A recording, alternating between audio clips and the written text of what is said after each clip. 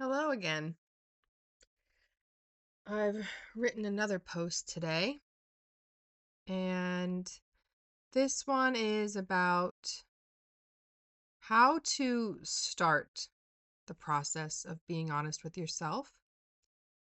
And if you don't know me, which I think you might, because this is my fourth post, I think, that I'm putting on my website. But if you're just seeing me for the first time, my name is Melissa Reddick. I am a healer and teacher and life activation practitioner certified through the Modern Mystery School International. And I'm creating this series because I want to serve a lot of people in the light, which means that I want to help people live better lives. And a key piece to living a great life is being honest with yourself. And everybody I can think of is carrying some kind of burden that won't go away with healing. It has to go away with you deciding to put it down.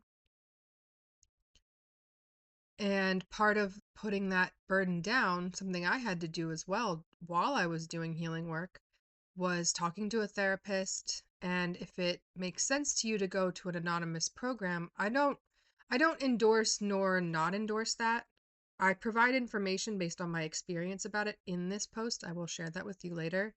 But it's not something you have to do. You don't have to see a therapist either, but seeing a therapist makes it more manageable for you to receive spiritual healing, because these are two separate fields. And if we're working together, or if you're looking for a Modern Mystery School certified practitioner to work with, or you are already working with one, going to a therapist helps you separate so that in your mind and in your awareness, you can say, this is the person I talk to about the stuff that comes up. This is the person I go to when I'm ready to do something I don't know why it will work or how. I just know that it will do something. And when it does, I can go over here and talk about what it's coming up for me, what it's bringing up. You can always talk to your healing practitioner too. We want to talk to you. We want to hear from you. We want to know what's going on. We want to make sure that what we're doing is helping you in some way. We want to hear if things are getting better or worse or staying the same. But we cannot spend hours of our time, and our weekly sessions cannot be about what you're processing. That's what therapy is for. And insurance covers therapy. So if you have health insurance, you can go to a therapist. Maybe you pay like 20 or 30 bucks for a copay. Or if you're affluent enough, you can pay out of your own pocket, and you can find a therapist that you pay directly, which they probably appreciate, because I don't know any provider who loves working with health insurance. But either way, this is where you go to not decompress, because you decompress in healing sessions too, but unpack and mentally process. And what I've noticed from doing therapy and healing work at the same time is that I can use the things that I talked to about my healing practitioner, especially when I was doing Kabbalah. I could do those exercises on my own, and then I would have more to go to my therapist about and say, here's what's coming up for me. My guide, I couldn't have spent that time with my guide doing that. He's way too busy for that. But, and if you're not familiar with the Modern Mystery School and you don't know what a guide is someone who initiates you into the lineage. And so they open the door for you to work deeper with yourself on a spiritual level so that you can get as close to God as is humanly possible. And in the Modern Mystery School, there's no end to that connection. It just gets stronger, it just gets better, it just gets clearer. Therapy can help you with that. So I'm providing ways to find good therapists, find someone you're comfortable sharing your deepest, darkest truths with without ending up in jail. Because if you're doing something that's illegal and you go to a therapist, they're legally mandated to report you. If you're doing something illegal and you come to me, I'm going to report you. Because I believe in working hand in hand with the law. If you come to a therapist and say, I'm doing this illegal thing, but I want to stop and I don't know how, that's up to you to decide how you pursue that or how you talk about that. Because therapists work with people who are doing or have done illegal things all the time. Sometimes it's court mandated, sometimes it's not. So you have to be intelligent enough. And if you're doing something illegal, I'm guessing you have like a little bit of street smarts if you're getting away with it, to talk about it without telling too much. That's up to you, though. I just want you to get the help you need because I want you to be living a great life and not have to live a life of crime. Or if you're an average citizen who's not doing that and is just miserable, I still want you to be living a great life and not have it get worse because you're holding on to these things that you can't talk about, you can't share, you can't even acknowledge or accept for yourself. So, the purpose of this post is to um, help you get clear on what you need to talk about first.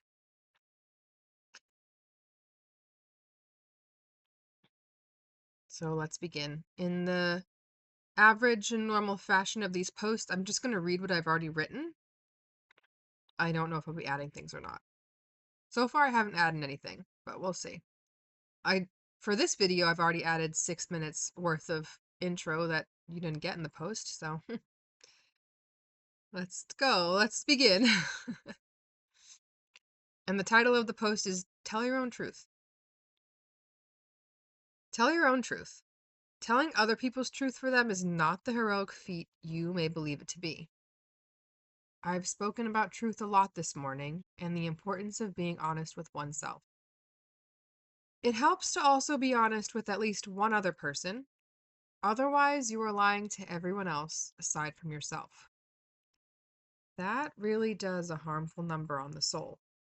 Whether or not you believe in the soul is a moot point.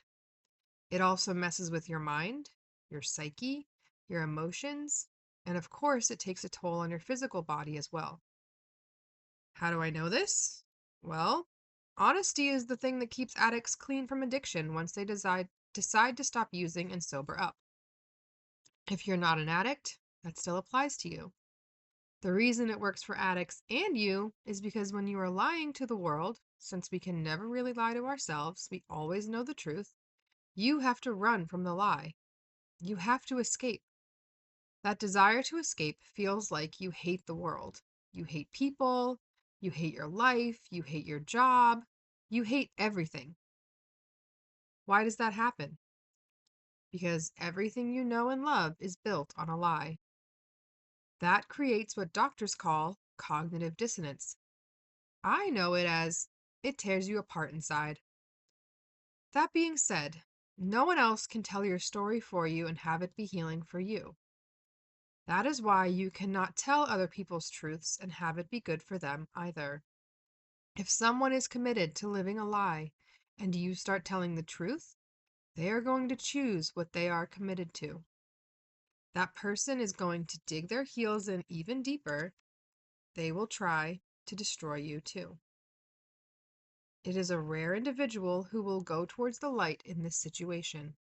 That person is practically non-existent. And for the purpose of this post, we are going to assume you do not know a person like this because you do not. That person you are thinking of whose story you want to tell will fall apart if you tell it for them. They have to want to come to it on their own.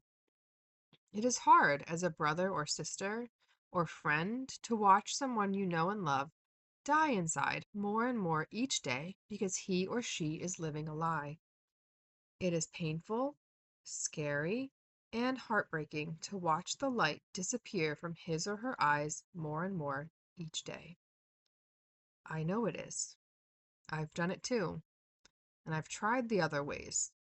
It does not work out the way you want it to. You want that person to live a good, happy, healthy life. That is what he or she deserves, even though he or she made a choice and has had to live with that choice since a young age. We all want that for him or her. He or she has to want that too. So if you are not the one struggling with a secret, what can you do?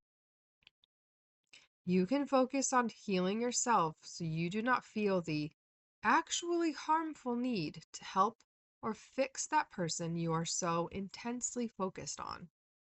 That is a disease in and of itself. Most people call it codependency. I find that term to be too forgiving. It is obsession at its most basic level. You are obsessing over them for the same reason they are not being honest with themselves. You too are living a lie and are trying to escape it. That is why Codependency Anonymous exists. Doesn't feel so good to hear the truth now, does it? You are acting in the same exact way that the person you are obsessing over is, for the same reason. Now, what are you going to do about it? Now that the focus is back on you, you have two options. One, be honest with yourself, go to therapy, talk it out. Two, pretend that you are healthy. Look at yourself in the mirror, your physical body, your mind, your emotions, and say, we are perfect just the way we are, aren't we? We are okay.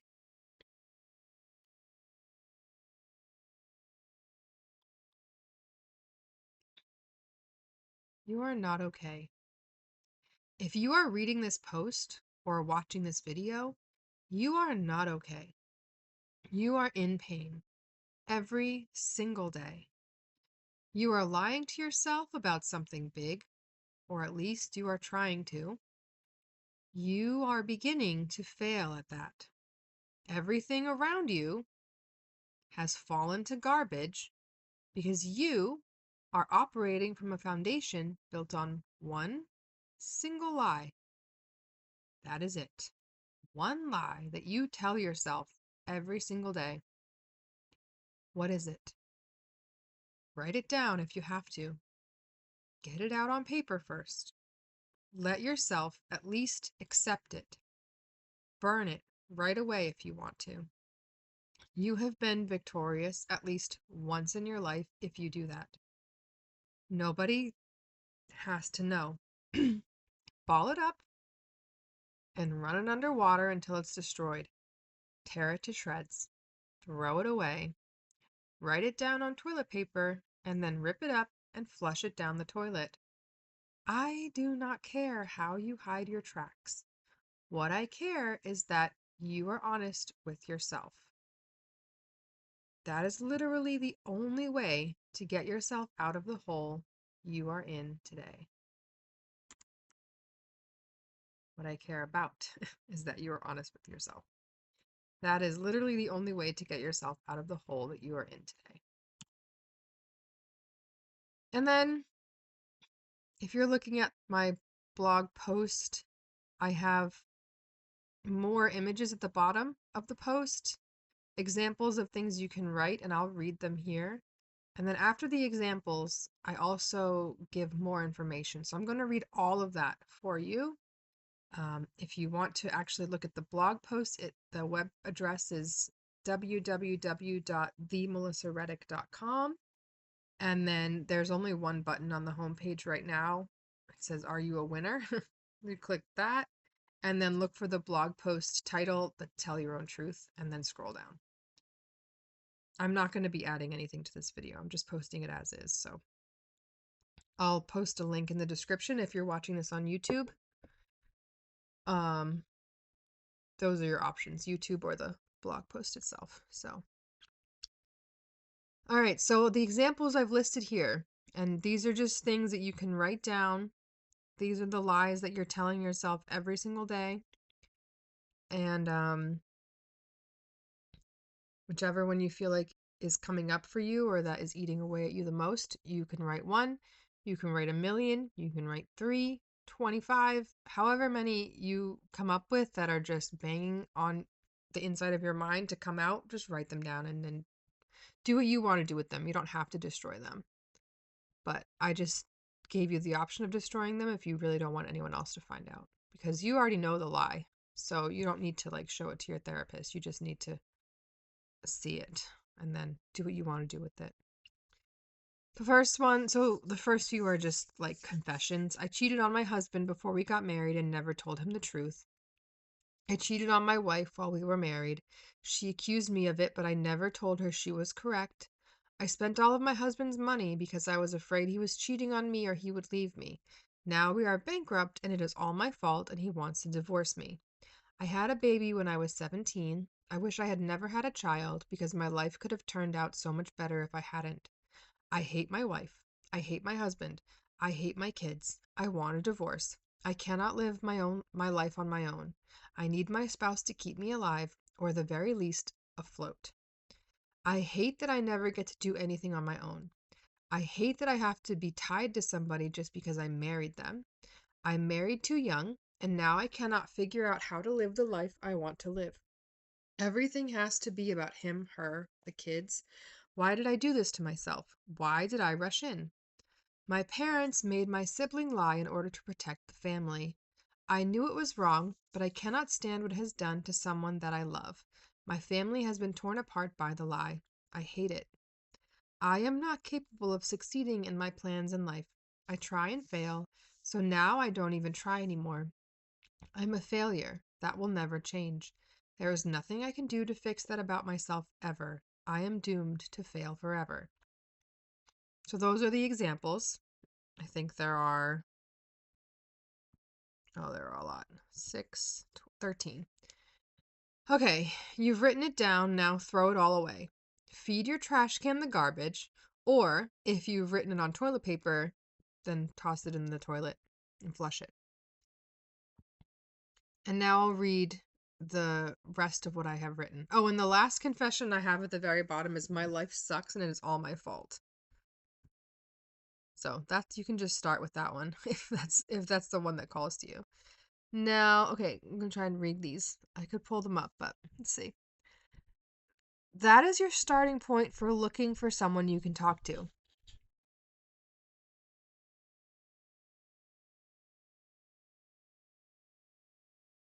No, hold on. Oh yeah, okay. So that's okay. That is your starting point for looking for someone you can talk to. Here is a script you can use to find your therapist. My name is blank. I need help with facing this thing. And again, you have to choose how much you want to actually reveal before you've even met this person or you're talking to them for the first time. Like, figure out your high level summary for it. Can you help me get through this to see a better way of living my life, please? Please is important. Good manners are important if you want an appointment. I am looking for guidance, tools, and support so that this belief no longer ruins my life. I want better, stronger beliefs about myself and my life so I can stand and create something I am much more proud of. Can you help me with that? How can you help me? And a good therapist, any great therapist, is going to ask you some questions too, maybe before you get a chance to say all of this. But they'll also um be kind to you. A good therapist, or a great therapist actually, is going to recognize right away that you're being far too hard on yourself. They're going to ask you questions too. So they're going to ask you, what do you want to work on? Why are you seeking therapy? As they should. What do you think better will look like? And then they might give you a time frame. I just put in 6 months or a year, but they might have their own time frame for measuring, because a great therapist is going to have goals for you and you're going to set those goals with them. So then every few months or so, they'll revisit them with you and say, here are the goals we set. How are we doing? And measure your progress that way. How do you want me to help you? What kind of tools are you looking to use? Because different therapists are trained with different tools. I like cognitive behavioral therapy. I think they also have DBT, which is, I don't really know the difference between the two, but the therapist will also be able to explain what kind of tools they have to use, and you can decide if it sounds helpful or not. Just trust your intuition on that. How do you want me to Oh yeah. If I was if I was a therapist, I would also ask, what are you willing to do to make the changes you want in your life? What are you willing to sacrifice or let go of or stop doing? What are you willing to try instead? Because the therapist, any good practitioner of anything who's helping you change or who wants to figure out what your limits are, what you think your limits are. These are just sample questions. The natural flow of your conversation with any new professional will be tailored to you and that individual. So between you and them, it'll flow. Oh, and then I would also ask, have you tried therapy before? And if you said yes, what has worked? What kind of therapists did you work with? What didn't work? What did you like? What did you not like?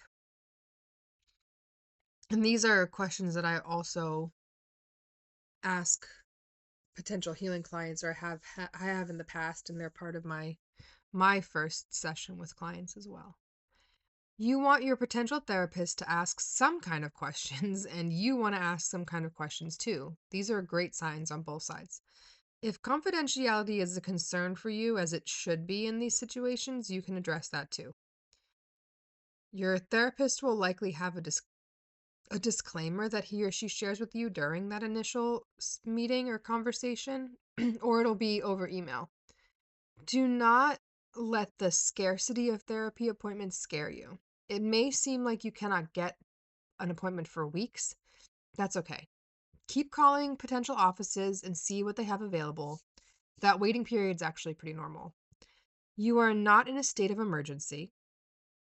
If you are, call 911. But if you're not, you can wait a month or two to speak with a therapist. Just because your situation feels urgent and you're ready to talk to someone, unless you're in dire need, you can wait. If you're in dire need, then you should call 911 for whatever your emergency service line. If you are, hold on. If you can wait a month or two to speak with a therapist. If you cannot, then you should call 911 or whatever your emergency service line number is. They will direct you on how to receive the care you need immediately. If you're in the US, if you're in a different country, call your emergency service line and they'll redirect you. In the meantime, you can seek out AA support groups if you really want someone to talk to there too. There are AA-style anonymous support groups for every kind of person there is. And AA is Alcoholics Anonymous, and it's been the foundation for all different types of anonymous groups. Codependence Anonymous, which I mentioned earlier. Al-Anon for family members, friends, anyone affected by another person's addiction to anything at all. So everyone can go to Al-Anon, even if you don't think you have an addict in your life. You do. We all do. At least one of them. Sex, Love, and Relationship Addicts Anonymous, if you find yourself obsessed with romance, or sex, or if you isolate yourself entirely from intimacy. There is an anonymous group for everybody. There are even Internet and Technology Addicts Anonymous groups. These groups help you realize that you are not alone in your way of thinking and living life today. And then I have a long disclaimer about anonymous groups, so don't go anywhere until this is done. These AA-style anonymous groups are always free. They're always supposed to be anonymous, which means your identity and what you share in the group is supposed to stay in the group. But there is a caveat to this, and I want you to listen carefully. I personally tend to stay away from online meetings. I feel anonymity becomes extremely compromised on Zoom calls or online, essentially because people can turn their cameras on and off. You never know who is in the room with other participants, on or off camera. You don't have to reveal your face, but others may choose to. You never know who is using their phone to record shares. You have to really trust the group. Or you show up just to observe.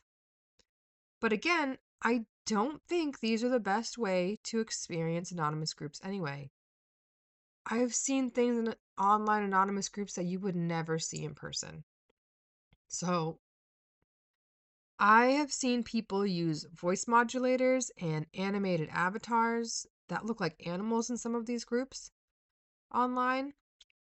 It seems innocent enough, but that is actually really creepy when you consider they are likely child predators at that point with the lengths they go to. And I have no problem sitting in a room with someone who confesses deep, dark stuff like that, but we have to be on a level playing field. I have to be able to see your face, hear your actual voice that you're using, and I have to be able to see your hands. I have to know where your phone is, or at least know that it's not on. I mean, people can be recording meetings in their pockets too, but considering how easy it is to just record online confessions, this would be a weird way to exert your effort. That's why I prefer in person if it's available. Phone meetings are second best, but again, you're still risking your anonymity being compromised there too. The difference is no one can see your face. They can only hear your voice, then you only give your first name. You don't know who's listening on a phone call. You don't know if they're going to recognize you from something. Um, so if you're going to do a phone call, do it in a group that you've been going to for a while. That would be my suggestion. And online, I wouldn't even bother. Even here in New Jersey, so this is not in the post, I'm just going to add this. Even here in New Jersey, I was a big Marijuana's Anonymous member for a while. I mean, not like 10 years, like a few years. And Massachusetts, I was in the Boston area, and there are meetings abound.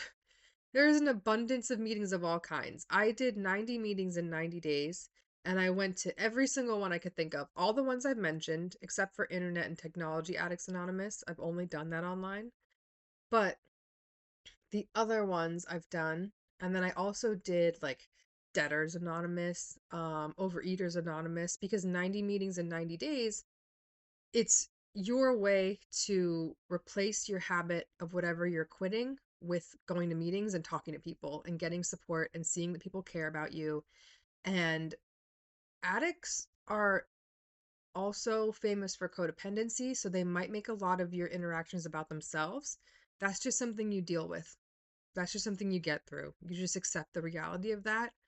They are doing things to make themselves feel better. That's why I don't go to those meetings anymore. But they helped me get sober a lot, especially working the 12 steps. As fast as I could get them done, I did them.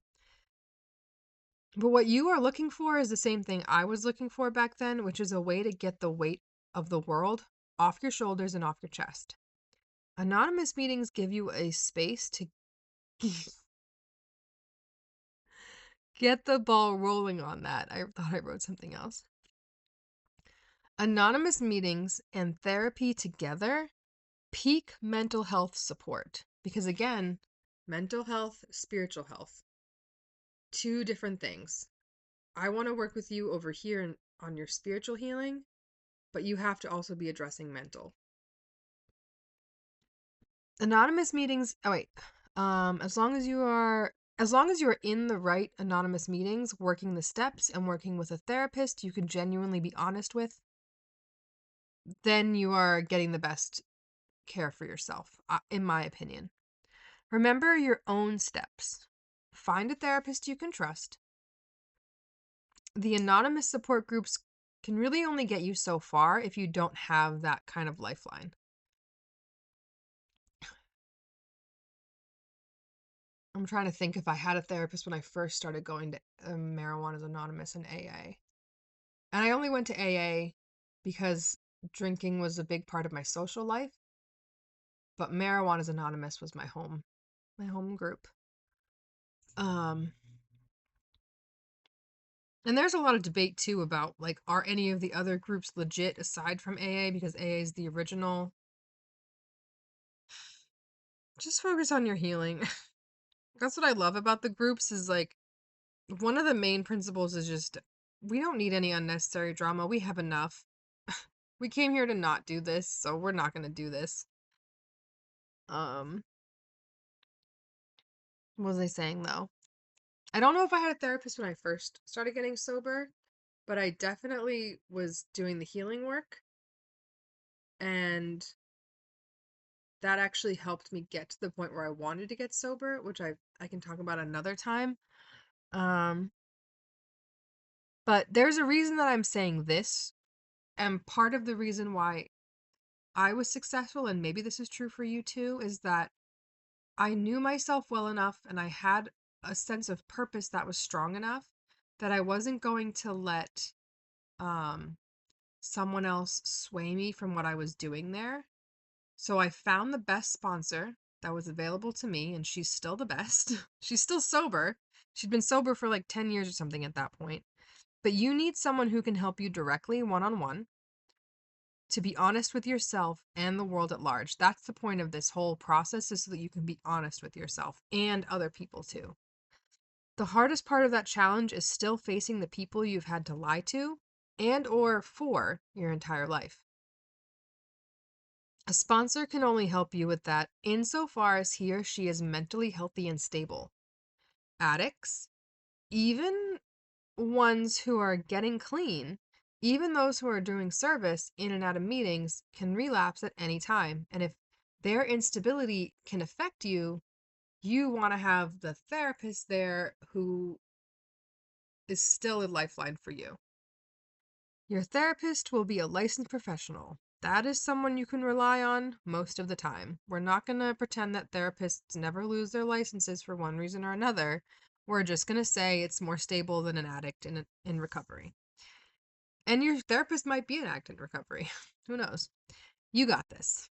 I promise you do. Just dig your heels in, plant your feet, and tackle this with even greater enthusiasm than you gave the thing that is causing you to lie to everyone else. If you aren't lying to anybody, then this definitely does not pertain to you. And then in parentheses here I have, it does. It definitely does. If you're not living the life of your wildest fantasies, you're lying to yourself somewhere. Uncover the lie, do the work, get yourself to a place where you can start to heal. This isn't even the beginning of healing. This is just accepting that you have a reason to heal. You have a reason to heal, and you deserve to heal too.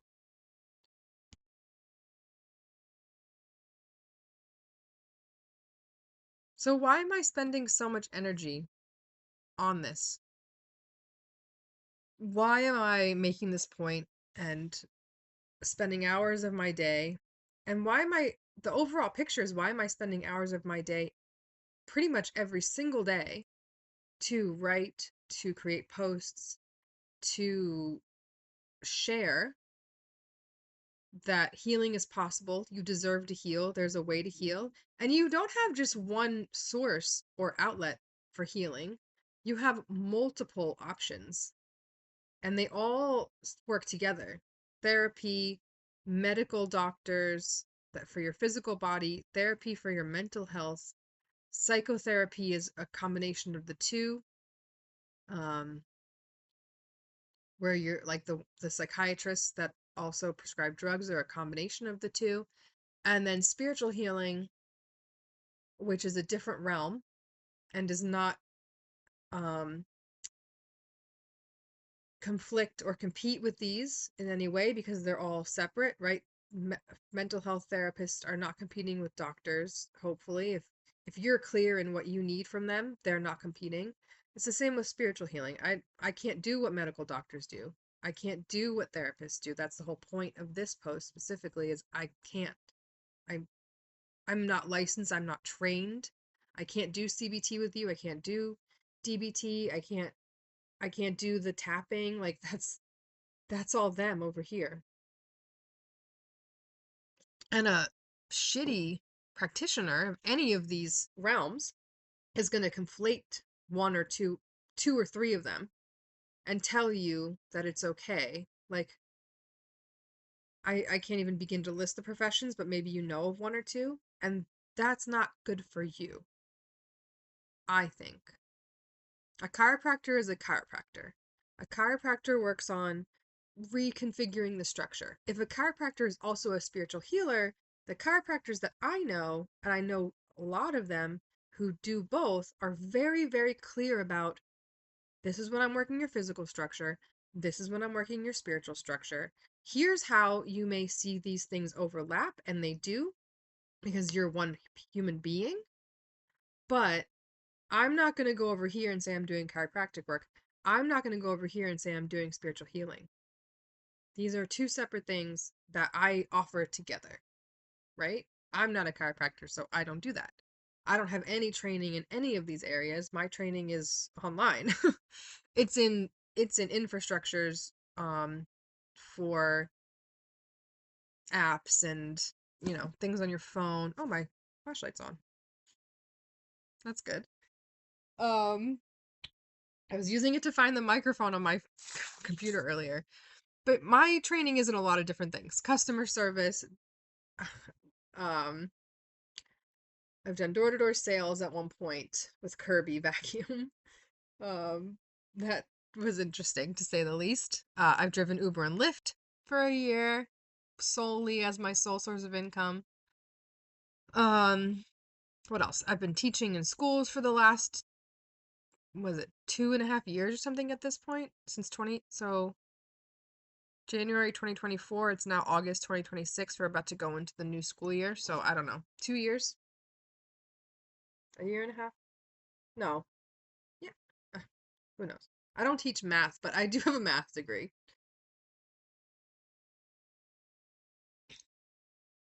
So the point of all this is to say, if you're looking for a therapist, look for a therapist. Look for someone you can talk to once a week, multiple times a week, who is going to help you move towards goalposts that are in alignment with where you want your future to go. And I know we think of therapy as a millennial thing or a Gen Z, and not every therapist is good. Not every therapist is actually going to help you grow. That's the reality of it. I've had to fire therapists or work with them for 1 or 2 sessions or 3 and then reveal something that was deeply horrifying to me, and they go, "That's not possible," or "That's very unlikely." And it's like, all right, well, thanks for devastating my confidence in your ability to help me, because you won't even accept the reality that I've had to accept before I even walked in the door. So you're not going to be able to help me. Like, I hear you that it's highly unlikely. I hear that. I get it. That doesn't mean it didn't happen. That doesn't mean that the part of me that walked through this door asking you for help doesn't need you to help me. So if you can't, I'll find someone else. And a big issue I encountered this with was when I was going through my phase of I'm bi, I'm transgender, I'm non-binary, I'm all of these different labels that had just popped up in my awareness. And I went to a therapist and I tried to explain, oh, I'm non-binary. And she couldn't wrap her head around the fact that I wasn't a woman who wanted to become a man. I was a human being who saw myself as gender fluid, and my gender kept changing. And because she couldn't even accept that that was a potential in life, because she was so old and out of touch with what children and young adults were going through, she was never going to be able to help me find my way out of it. The only person who actually helped me find my way out of that was someone who had deeply accepted the reality that this is what people were believing about themselves because the internet was telling us to. That was my ritual master teacher, Sophronipsissimus Dave Lanyon. And it took him all of 2 seconds, honestly. I had spent a good 2 years, I think, at that point, arguing with everybody around me at work, at home, everywhere, because when I believe in something, I put my feet on the ground and I go full force with it. I test the waters first, but once I'm convinced, I just go. And I had spent all this time arguing with people, getting them to open up their mind and awaken their awareness to the fact that this was possible and real for some people, including myself at the time. And then I sat in the class and he said one thing and I went, "Oh shit, I'm wrong." I've been wrong this whole time. Wow, I'm a dumbass. And no one else had been able to do that because he actually accepted it off the off the bat or from the start that it was even possible for someone to believe this about themselves, and he didn't hate me for it. He didn't judge me for it. He just said, "No, that's not that." And this wasn't even something he said to me directly. He was teaching a class. I'm not going to tell you what he said because you had to be there. But I just went, "Oh, shit."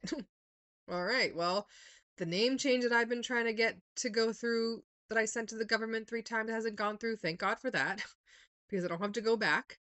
The name change I've done at work, I can back myself up on that and go back to the name I was using. I can go back to using she, her pronouns and just declaring I'm a woman, not some non-binary creature. Not a man, not he, him, not they, them, not Zer, not zim, zam, whatever people are saying these days. Um, I'm a woman and I can deal with that and I can figure out why I've been trying to escape that now because someone actually pointed out that I was just trying to escape reality. So, the therapist who wasn't even aware that that was a potential could never help me with that. Could never help anybody with that ever. All she could do was make things worse. Because what happens when you believe something wholeheartedly and someone just treats you like you're being ridiculous for it? Do you go, "Oh yeah, I'm being ridiculous"? Oh, I only know a handful of people who can make me think, "Oh yeah, I'm being ridiculous" when I'm being ridiculous, and it's because they are different than everybody else. Most people, when they treat me like I'm being ridiculous, I get mad because I'm like, "You're not taking me seriously." And if you're not taking me seriously, I can't listen to you. If you're treating me like I don't know what I'm talking about, or you're asking me a question, but then you're treating it like a statement, or you're using it to make me feel ridiculous, I'm what is there to listen to? You're degrading me. And I've never felt degraded by Sovereign Obsessimus Dave Lanyon ever, or his team, or the team of leadership of the Modern Mystery School, East or Western schools, because they're all one. But it's their level of acceptance of reality and their respect for themselves and for us because of the respect they have for themselves that I can actually hear what they're telling me. And if they tell me I'm being ridiculous, I'm like, you have to be right because you care. Other people don't care. They say they do, but the way they treat you, it feels like they hate. And that's, again, back to my earlier question that I was asking you to ask me. Why do I do all of this every single day for years and years and years? It's because people aren't even aware of how much they hate themselves, or they are aware of it, but they hope nobody else notices. And I want us to be done with that. I want us to leave that in the past. I want us to bury it underground and let it be fertilizer for a new world. And that's the only place it belongs. That's where all your hate should go. Right into the soil, or flush it down the toilet, or throw it away, because love is so much better. And you can't love yourself if you're lying to everybody else. Because you don't love liars. Nobody does.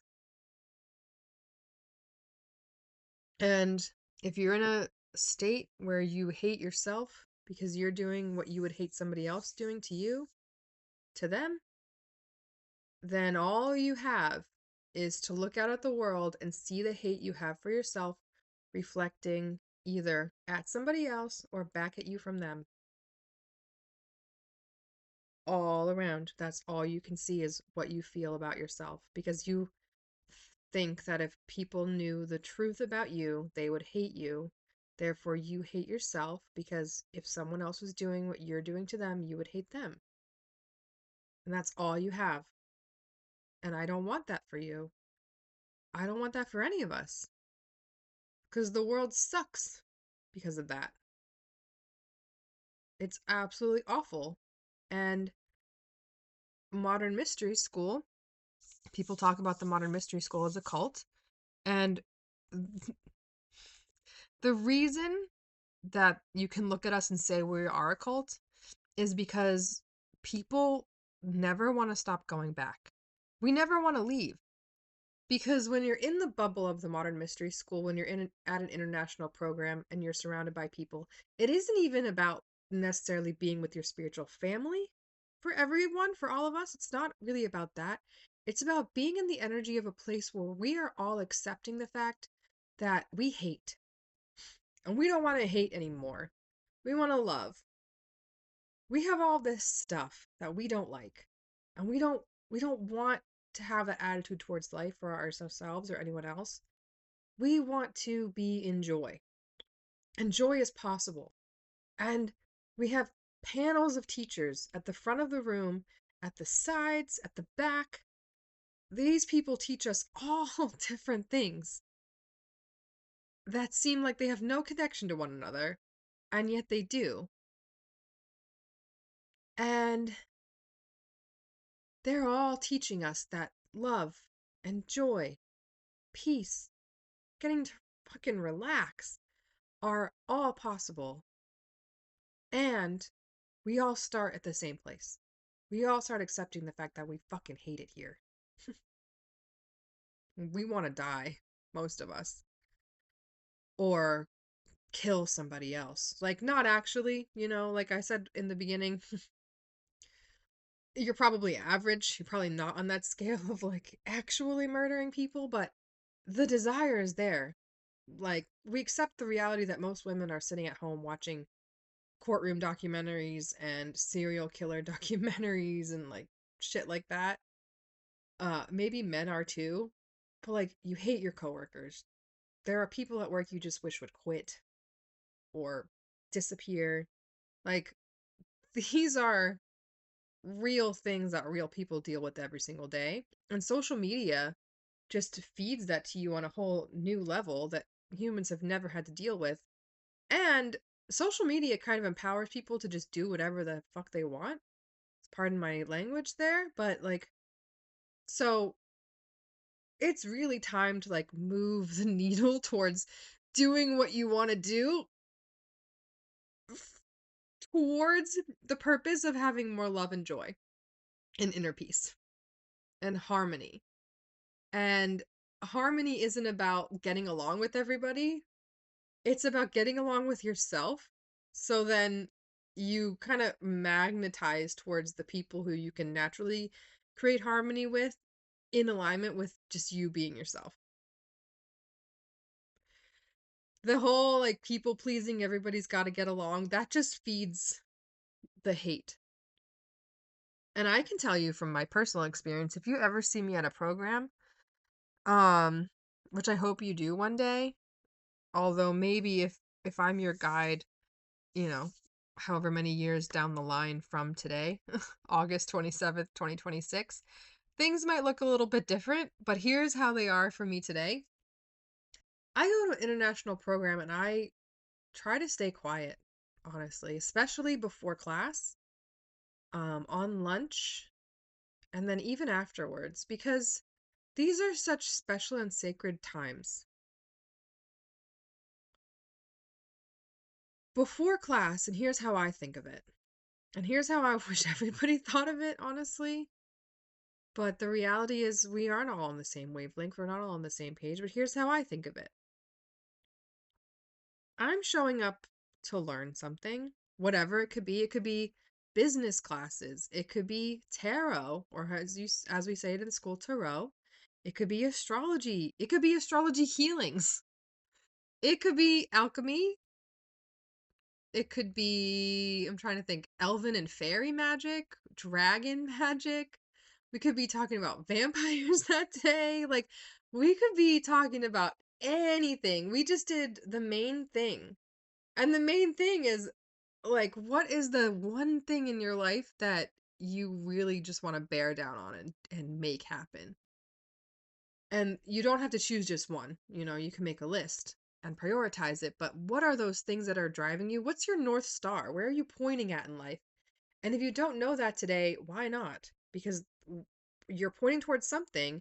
And the point of this post here that I've just shared with you is, what is the thing that you're pointing towards, because you're trying to avoid it, but by avoiding it, you're staring directly at it and it's driving you down. Where would you rather be pointing so that it's driving you up? And this thing is no longer your anchor. It's actually, you're transmuting it into the fuel that gets you there. It stops being the thing that you're stuck up against. So that has nothing to do with astrology, tarot, and it's like there was no mention of the tarot in that class, but you have no idea how long your instructors have been working with these things or what they do to prepare. And so my point being, when I first show up for a class, I try to show up soft, quiet, grateful that I get to be there, ready to receive. And I know that even if I have to go in and do a little bit of work to prepare for the class that day, um, using tools that I've already learned and I asked to be able to use to prepare for the class that day, rituals and things like that, my instructors are coming in and they are still working to prepare the class that day. And Lord knows how much work they've done before that morning, or even that morning before I showed up. And they're still working up until the point when we walk in the room. So I try to be mindful of that and think, how can I help even if I'm not in the room? What can I be doing so that if I'm standing outside the door, I'm not distracting the people in the classroom by chatting or laughing with friends? And also, how am I preparing my mind and my body and my spiritual being that we've been working with for years to receive whatever's coming in this class today? On breaks, I have the same mentality. I try to keep my chatter to a minimum. Just do, if I need to go to the bathroom, I do that. I come back and I sit in the class and I think, what have we just learned? What? And I try to like let myself take it in, because sometimes it's like very exciting and sometimes it's like your mind gets blown by what this school has to offer. And there have been times when I've left a class and just gone, excuse me? What? Are you kidding me? Not because of my teacher or anything that he or she has done or they have done if there's multiple, but it's like, how come everybody doesn't know this? And on lunch too, I try to contain. So I don't like to talk about the class and what we're learning outside of the class ever. But I do like to talk to my classmates about how their experience is going in the class, because if anyone ever tries to talk to me in a class, I think I would explode. Um I told a friend in Warriors of Light, he and I were sitting next to each other, and he and I, we don't get to connect very much. And we were very busy, so we still didn't get to, but I sat next to him and I just said to him, if you feel the need to talk to me at all while our teacher is teaching us, do not. I will yell at you. And he started laughing the most hysterical laugh. He said that he just imagined me like getting up and running around the classroom like so pissed off. I'm like, that I would do that. I wouldn't do that, but I like that imagery because I'm like, don't. We're not going to disrespect our teacher. Do you know how much money we spent to be here? I didn't come to talk to you. I didn't come to hear you ask questions that 40 other people asked before you that you didn't hear or didn't understand the answer to, and you weren't willing to just write it down and ask it to yourself and then email the teacher after the class and be like, "Hey, I really didn't get this." No, I didn't come here. I didn't pay for that. I paid to listen to my teacher teach me things I don't already know. And then I can email him with my questions 40 months down the line when I've like really tried it and been like, I don't understand this still. I've tried it for a long time. I don't get it yet. Can you help me? And I've asked questions in class too. where I'm like, wait, I need just two more sentences of context on that thing specifically because I'm not sure yet. It hasn't clicked. But not when 20 other people have already done that. And then, so that's when I first get to class, I show up respectful and quiet. Breaks, I try to keep my chatter um, either to a minimum if it's just a bathroom break, or I try to focus on if we have a task, I focus on the task. If we are given some kind of work to do at lunch, it's not like go out and it's not like a scavenger hunt. It's like answer this question or think about the answer to this question. Like that's, I can do that. And then after class, I just like to also be in peace. I like to let myself soak in what I received. I used to go out more to dinner after class when I was, going to Healers Academy 1 and like started the Ritual Master Path. I would go out to dinner with people. Now I keep my socializing after class to like special occasions or like, oh, I really want to talk to this person because we haven't talked in a while and I want to just connect with them and then I will process the class after dinner. Like I'll give myself space and time to meditate, to let things come in. I'll write down anything else that comes up after the class.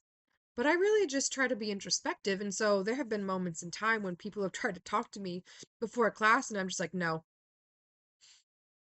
that was not the time to talk to me. It's not. And I remember I did this in May to someone, and I absolutely loved her response. She was like, okay, I'll join you in your reverence. And I went, you are amazing. And then I had this realization that I was being like a little bit too uptight, but I would rather be too reverent than not reverent enough.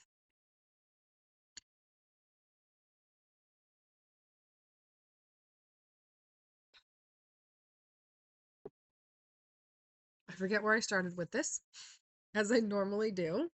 Again, this is not an ADHD rant, it's just these are all connected. I want you to live your best life possible. And I believe that your best life possible requires therapy. It requires spiritual healing.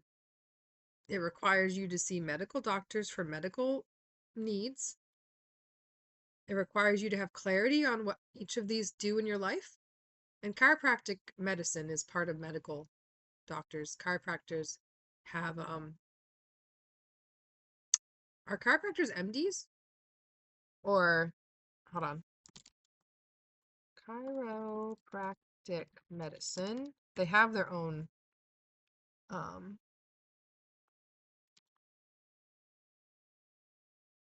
I don't know if it's doctorate degree. Doctor of chiropractic. Yeah. So they have their own doctoral degree. They go through a lot of training. Have you ever worked with a chiropractor? They go through a lot of training. Um, I don't really work with naturopaths. I don't work with like medical medium. I'm not a fan of. I like to eat a lot of meat. I for some reason I've had this idea in my mind. I'm like, oh, I'm getting to my fighting weight because I've been eating a ton of mayo lately, and um, but I also am losing weight, so I'm gaining muscle and building muscle, and my I'm pretty strong. I should go to the gym today, actually. And I've been afraid of being too heavy, but now I'm like, well, I want to be forceful, and I would love to be a slight little thin, slim thing. I don't know if I can do both. We'll see. So you have to take care of your physical body. Where did I put them? Here. Physical body, including what you eat, how you exercise, um, any broken bones. Take care of any physical pain that you have in your body. Don't just ignore it like I do. I like the chiropractors because they help me level things out. But now I also am like, well, this is chronic. And if I want to run marathons or trail run, I need someone to help me balance out my body so that my right hip and my left knee don't always hurt and my left ankle. Like I would like my body to be able to run. And I think you need more than just chiropractic for that, but I don't know what the next thing is yet, so that's the thing I'm working on. Um, mental health, work with therapists. I've worked with therapists for a very long time. I don't necessarily feel a need to work with a therapist today after 20 years of working with them on and off since I was a teenager. But if I did, I wouldn't hesitate to find a new one. And spiritual healing, and the only the only spiritual healing that I endorse is the Modern Mystery School, because we're certified, we're trained, we are audited. Every year we have to go and prove that we're still working in alignment with the teachings. Every year we go to class and we ask questions, and our teachers assess whether we actually understand what we're being taught or not. There are all these evaluations that we're undergoing that we're not even fully aware of, because human beings are assessing each other all the time. So I don't know of any official evaluations except for the annual review. And as you are taking on more and more responsibility, you have things that you are responsible for communicating. But that isn't any of your um, responsibility as a client. As a client, all you do is show up, you read the forms. If you agree with the forms stating we don't take care of your mental health, that's your responsibility. We don't do physical health, that's your responsibility. We do spiritual healing, and we can't quite explain to you what it's going to do in your life because that's really up to what you want it to do. And we are going to get clear on what that is, and we're going to have benchmarks and all the things I talked about for therapy. I mentioned that those are things that I expect to do with my healing clients when I reopen my business. Um, Other practitioners in the lineage have done the same with me and with their clients too. And so your responsibility is to show up and know why you're there, or be like, I don't know why I'm here, but I just want something, and then decide if you want to move forward with it or not. But I only recommend the Modern Mystery School. And I say that as somebody who went through a lot of different modalities before I found the Modern Mystery School. I started doing spiritual healing stuff when I was in high school and becoming acquainted with the things I learned at this school, and I've had to unlearn a lot of things.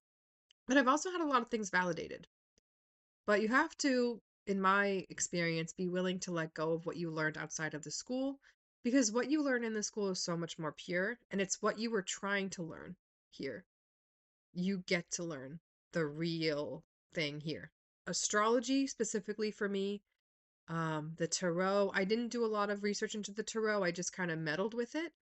And even what I found outside of the school is like, it's garbage compared to the reality of it.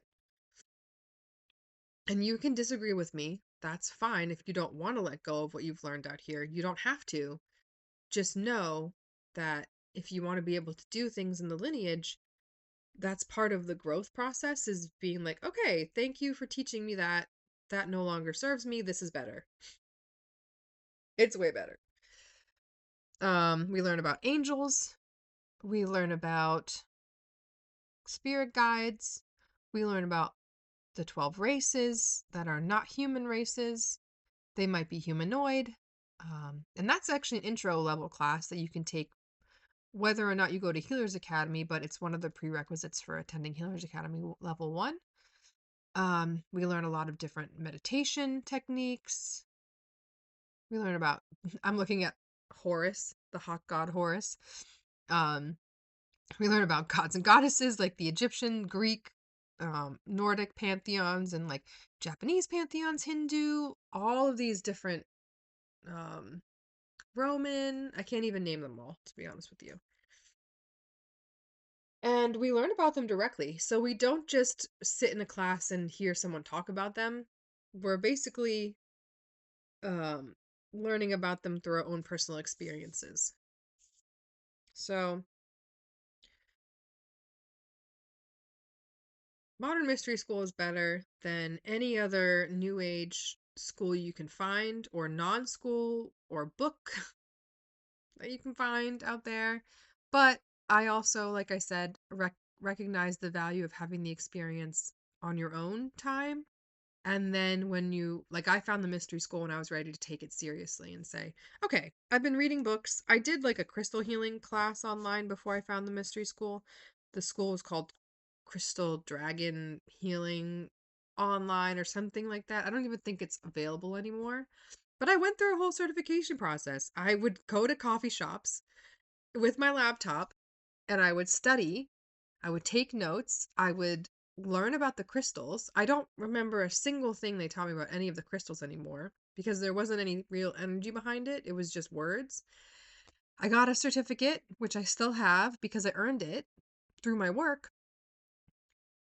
But that was like a sign to myself that I wanted to take this seriously. I paid for it. I paid for that training. I don't think it was a waste of money, even though I never use it, because what it did was it made me even hungrier to work with a person in person. And that was how I found the Modern Mystery School is I wanted a school where I could choose where to train, and this place has everything.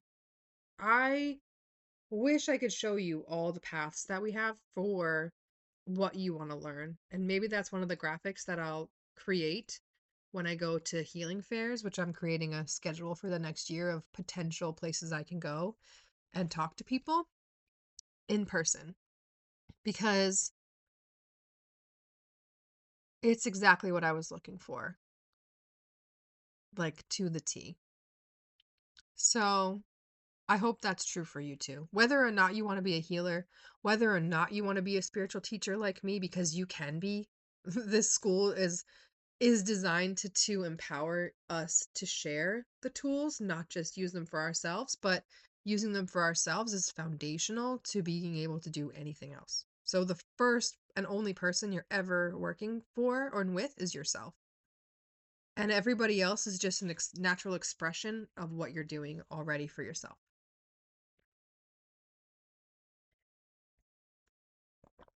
So, all that being said, take care of yourself. I'm doing this because I care about myself. Because I want the world not to suck for me and for the people that I love and care about who have been doing this work longer than I've ever even known they existed. Founder Goodney Goodnison opened the doors to the public mystery school in 1997. And I want to say it was July 7th, 1997. 777. He was doing the work long before that. There was a closed door mystery school that he was trained in, and his mission that he chose to accept, thank you, Founder Goodney, was to make these teachings and this path available to every human who desired it, including us. The Third Order, the two men that he empowered to serve alongside of him, Sovereign Ipsissimus Dave Lanyon, who runs the mystery school in the West, and Sovereign Ipsissimus Hideto Nakagome, who runs the Modern Mystery School in the East. And Founder Goodney is located in Japan, but he's all over the place. Um,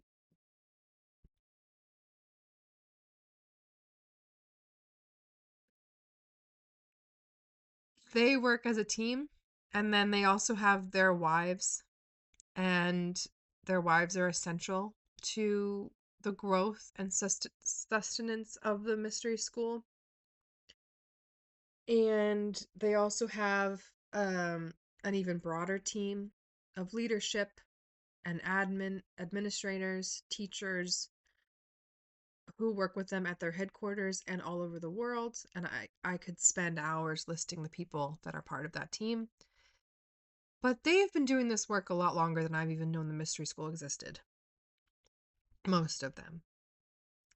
And then there are those of us who are brand new. There are those of us who have been students for a very long time and are still figuring out how to live in alignment with the teachings. Or we're doing our part, and our part is just not to have a headquarters or a modern mystery school. It's to do our own, have our own brand and have our own space. My desire and hope is to have a branded modern mystery school in Philadelphia, and I don't want to make my teachers travel any more than they already do. So, unless there's a real group desire from the area to have them come to us, I want us to go to them because they travel a lot. At our last program in October in London, so not our last program, but the one that's on my mind. Sovereign Ipsissimus Dave had traveled to Brazil and taught there for a few weeks before he traveled to London and taught there for a few weeks. He missed holidays with his family. He went from Canada to Brazil to the UK and then back home. Like, I don't want to make him travel any more than he already does. I want to make it so my teachers get to relax and not necessarily retire if they don't want to retire yet, but I want to give them a break by taking on what they are doing and learning how to do what they do so that they don't have to do it as much anymore and they can relax because they've worked hard for a very long time and this path is very challenging, and the more you work with people, the more challenging it gets. And I like that and I'm hungry for that. So whether or not Philadelphia becomes an international headquarters is really like not my point. My point is I want it to be a place where people go, where they recognize it as a home away from home, and where we can get together and have a good time and you come here to heal and let go and leave your shit in a place where you just let it go. And the point of me talking about therapy and medical doctors is because all of this together is holistic healing. I'm only a piece of it. Spiritual healing is only a piece. It's a big piece. It's necessary.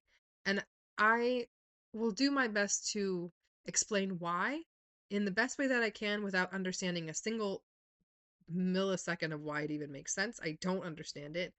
All I know, and I don't think I have to understand it for it to work. You know, I was doing astrology readings before I found the mystery school, and maybe even after, before I was seriously on the path of being a healer. And people didn't really care why I knew what I knew. They just were like, yeah, that makes sense. I like that. You know something about me that I've never been able to put into words. And I do that without astrology readings now because I still understand human behavior.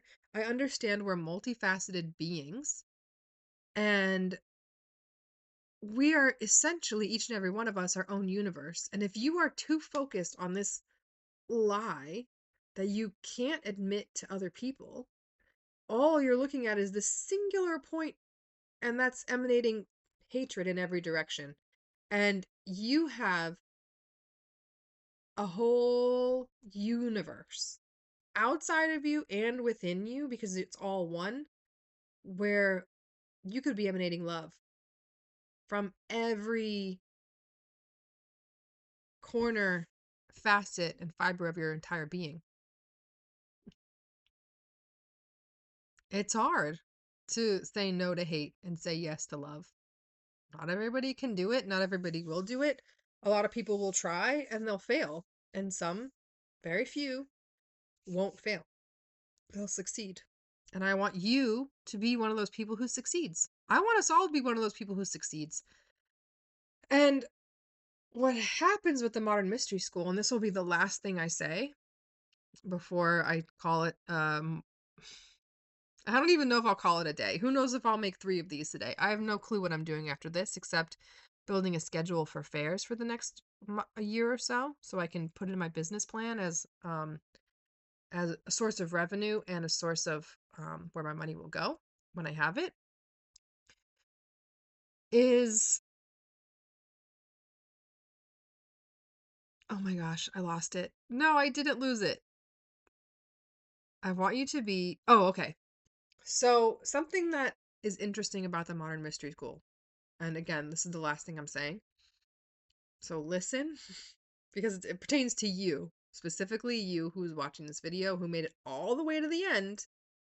Thank you for watching, because I'm nobody to you, most likely. Maybe I'm a family member who you think is nuts, but either way, you're here. The people who take on the most responsibility, so the people who actually succeed in saying no to all the stuff they learned outside of the lineage and saying yes to what the lineage has to offer, you cultivate so much inner authority and power in the world that you are doing the work of an unspecified number of people in the billions, I want to say. I don't know how to quantify that really. But you're doing so much work that it actually doesn't matter if everybody else fails. What matters is you succeeded, and now anybody who wants to succeed can look to you or anybody like you, so anyone on that leadership team that I talked about earlier, as examples of what's possible. And because you've cultivated so much power and authority, you actually move the needle for as many people as you have cultivated that authority of. Does that make sense? So if you've cultivated the power and authority of 1,000 people, you move the needle as if 1,000 people have done the good work that you're doing. So even though you feel like you're one person and there's nobody else around you, you're actually foundational for an entire group of people who get to rise because of the work you do, which is why it's so important, which is why you should be spending as much time getting clear on what you want to do, of eliminating the garbage that's stopping you from that and holding you in one place, which I feel like we've moved past it now. And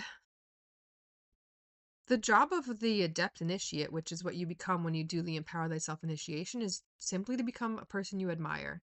That's it. That's all you have to do is become the person that you admire. That's your only job. It's there are a lot of steps, and depending on who you admire, but maybe that'll be my journaling prompt for today is focus on your heroes.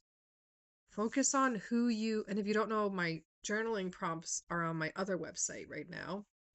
I am melissareddick.com. And I'm doing 365 days of journaling, and I think we are on day 58. And that's what we'll be focusing on today. So thank you for giving me that because I had no clue where we were going with it, but I think we're going to be focusing on heroes for a while because everybody needs positive things to focus on.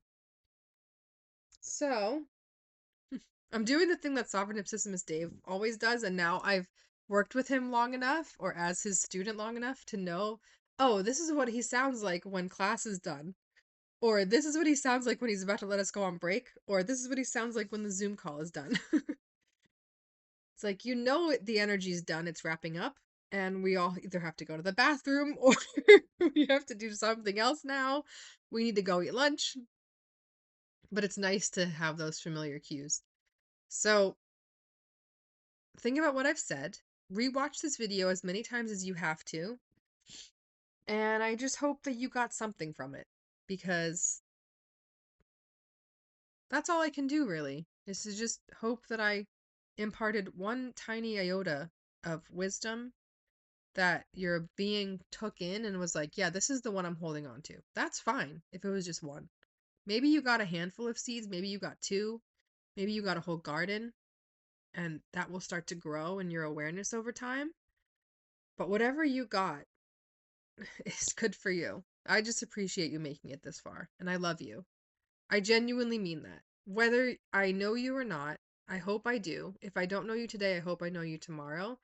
I hope that when you see this video, you I'm not going to tell you to follow me because I'm not doing this for subscribers, but I want you to stay connected with me so that when there is an opportunity for us to meet in person, I want us to have that. So I'm going to be putting together a schedule of festivals and fairs. Maybe I'll even go to some Ren fairs. I'm kind of hoping because I think they're cool.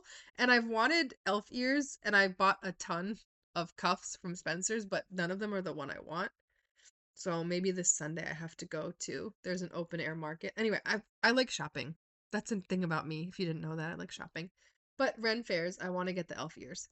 The like silver ones with the little like spiralies. I love spirally things. Um, I also like yellow gold, but I think I've given you enough today. Thank you so much for watching. And pay attention to my schedule because I'm going to be doing my best to meet people in person. And if you're in my area in Philadelphia, maybe we can set up a session once I've actually established myself as a business and I'm operating and open to the public. Um, or I'll see you at a program. Maybe you are not in Philadelphia area or New Jersey or Delaware or New York, but you happen to go to modernmysteryschoolint.com/certified dash professionals, and you find a modern mystery school practitioner in your area, and then you get on the healer's path, and I see you at a modern mystery school international program in Toronto or Brazil or London or Japan or South Africa or maybe South Korea. I really want to go to South Korea one day and take a class there because I think South Korea looks amazing. Maybe I see you there. Who knows what's possible? It really is up to us. So let's make something cool happen together. Thank you so much for watching. And I will see you soon. And I really do love you and care about you. And I want the best for all of us. Mwah. Love you.